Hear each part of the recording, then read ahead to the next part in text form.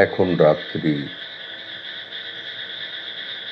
বসে আছি নিজের বাড়ির মধ্যেই, নিজের ঘরের মধ্যেই। মানে এই বসে থাকাটা, কাজবিহীন বসে থাকাটা আসলেই খুব অস্বস্তিকর। অথচ কাজ করার সক্ষমতাটা সেভাবে না থাকার কারণে কাজ করার ইচ্ছা থাকলেও সবাই সব বয়সে তো আর সব কাজ করতে পারে না। এটাই বাস্তব, এটাই সত্য। এক একটা মানুষ এক এক বয়সে এক এক রকম কাজের দক্ষতা নিয়ে কাজ করে যায়। সবাই যে দক্ষভাবে কাজ করতে দুনিয়ায় আসে তা না। তবে সময়টাকে কাজে লাগানো উচিত। এই অর্থে বলছি যে ধরেন আমি এখন কি করছি, বসে আছি।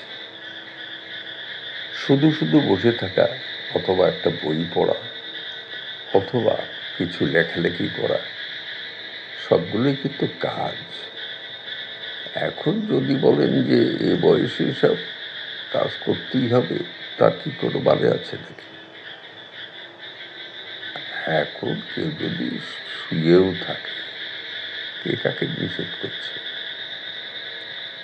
বসে থাকা আর শুয়ে থাকা, কোনো কাজবিহীন অবস্থায় থাকাটাই হলো আমার নিজের কাছে বেশ অস্বস্তিকর লাগে। কিছু তো একটা কিছু করা লাগে। একেবারে বসে শুয়ে দিন পার করা যায় না, যায় না। এভাবে শুধু শুয়ে বসে দিন পার করা যায় না। কিছু না কিছু করা লাগে। এই যেমন এখন আমি বসে আছি, কাজ কিছুই নেই, তবু ভগর ভগর করছি।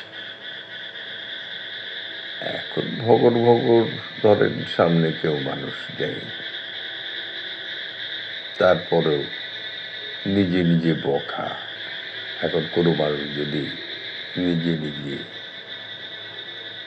সামনে কোনো মানুষ নেই, অথচ সে নিজে নিজে নিজের মনেই বগর বগর করছে, কেউ যদি দেখে ফেলে বলবে এ বেটার বুড়ো বয়সে ঠিক মাথাটা খারাপ হয়েছে, আর নাহলে এত বগর বগর করবে।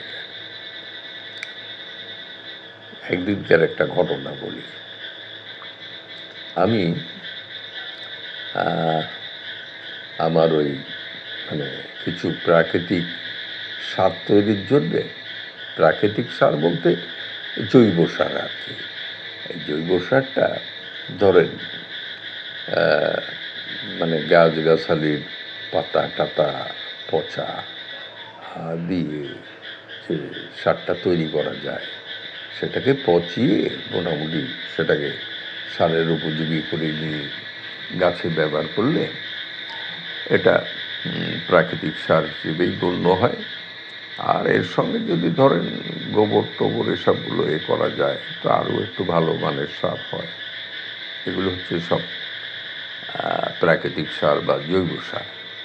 তো এখন আমার এরকম একটা সার তৈরির একটা জায়গা আমার করা আছে। তো সেখানে আমি ওই আমার বাসায় যে লোক এই গাছগাছালির ব্যাপারে যার একটু সাহায্য আমাকে নিতে হয়, সে লোকটি ওই সার তুলছিল, এবং আমি ওই মুহূর্তে ওই মোবাইলটা নিয়ে আর ওই ওই মানে সাউন্ডের এগুলা মোটামুটি একটা ব্যবস্থা করে নিয়ে আমি ওখানে ওকে সহ ওই সার গাদার যে ভিডিওটা ওটা করছিলাম, এবং এই প্রাকৃতিক সার সম্পর্কে কিছু কথাবার্তা যাতে এই ভিডিওটার সঙ্গে যায় সেটা ওই সঙ্গে রেকর্ড হয়ে যাচ্ছিল আমি যেটা বলছিলাম। এখন এটা আমি ওর সঙ্গে কথা বলছি না, যে সার তুলছে ওর সঙ্গে কথা বলছি না, আমি কথা বলছি রেকর্ড করার জন্য। এখন ওই যে সার তুলছিল ও মনে করছে যে ও আমাকে খালু বলে ডাকে, তো মনে করেছে যে খালু তো এরকম তো একা একা কথা বলে না, কার সঙ্গে কথা বলছে।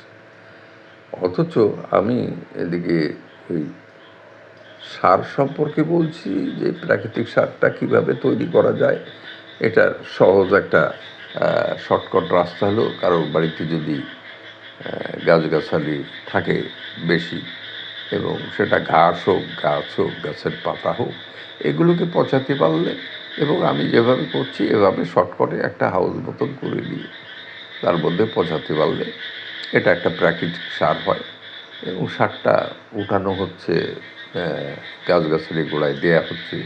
সারটা অলরেডি তখন ওই তুলছিল লোকটা, কিন্তু আমি তাকে কিছু বলছি না, অথচ কথা বলছি, আমার হাতে মোবাইলটা আছে। এখন এটা দেখে ও মনে করছে খালুর বোধহয় মাথা খারাপ হয়ে গেছে, এই নিজে নিজে ভগর করছে, নিজে নিজেই কথা বলছে, কোনো মানুষ নেই জন্যে কথা বলছে, কেমন একটা হলো। এখন ও করছে কি, ও ওই সারটার দিকে দেয়া হয়ে গেলে গাছের গোড়ায় ও এসছে বাড়ির ভিতরে সে ওই আমার ওয়াইফকে খালা বলে ডাকে, খালা, আমার সামনে না অবশ্য, আমি পরে শুনলাম, তো বলছে যে খালুর বোধহয় কোনো মাথার সমস্যা হয়েছে। খালু দেখলাম ওই বাগানের মধ্যে মোবাইল হাতে আছে, কিন্তু খালু ওই মোবাইলটা হাতে আছে, কিন্তু খালু কার সঙ্গে কথা বলছে।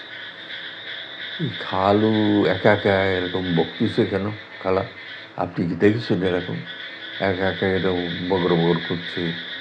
বোধ হয় খালুর একটা কিছু সমস্যা আছে খালা, আপনি একটু খেয়াল করেন, দেখেন বয়স হয়ে গেছে তো, বোধ হয় ঠিক মাথার কিছু একটা হয়েছে, না কারো তো এরকম করে না তো। দেখো